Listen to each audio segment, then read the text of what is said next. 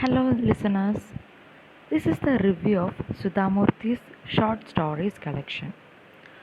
What do you do when your grandmother asks you to teach her the alphabets? Some of the questions you will find answered in this delightful collection of stories recounting real life incidents from the life of Sudha Murthy.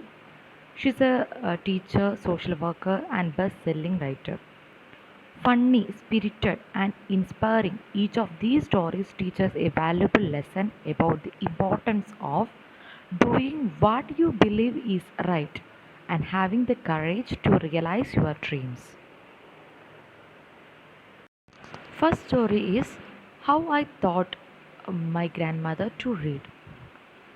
A character is about age 12. A character is about the age 12. She stayed in a village in North Karnataka with her grandparents.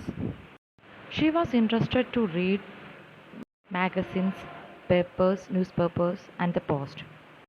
At that time, Triveni was a very popular writer in the Kannada language. One of her novels called Kashi Yatra. It is the story of an old lady and her ardent desire to go to Kashi or Varanasi.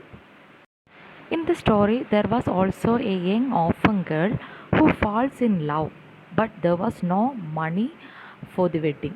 In the end, the old lady gives away all her savings without going to Kashi.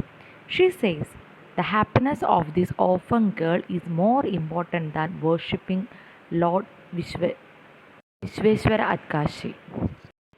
In this story, the grandmother of her young girl is Pristaka never went to school, so she could not read. Every Wednesday, the magazine would come and she would read the next episode of the story to her.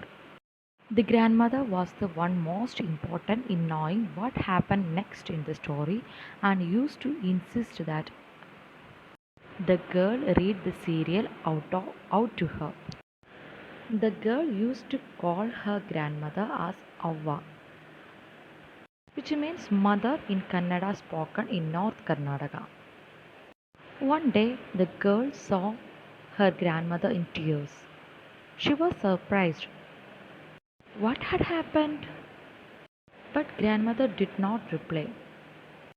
At night, Avva wanted to speak her granddaughter.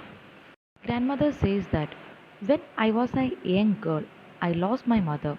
There was nobody to look after and guide me. My father was a busy man and got married again.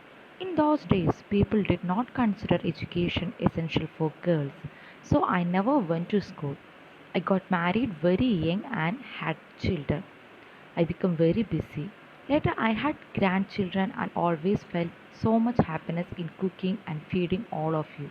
All times I used to regret not going to school, so I made sure that my children and grandchildren studied well.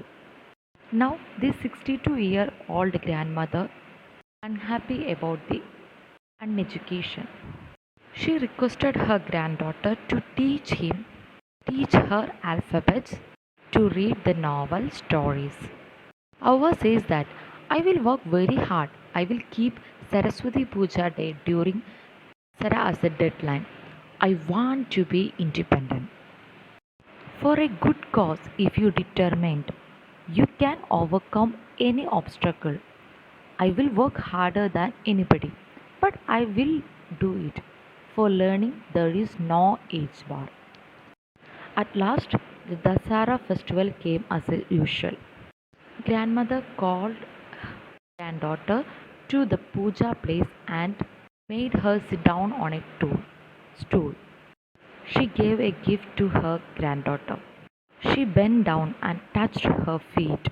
Granddaughter was surprised and taken back. Elders never touch the feet of youngsters. We have always touched the feet of God, elders, and teachers. But grandmothers expect that I am touching the feet of a teacher, not my granddaughter. A teacher who taught me so well with so much of affection that I can read any novel confidently in such a short period. It is one of the most encouraging story written by Sudha Murthi. Education beyond the age bar and the desire to be independent. Thank you.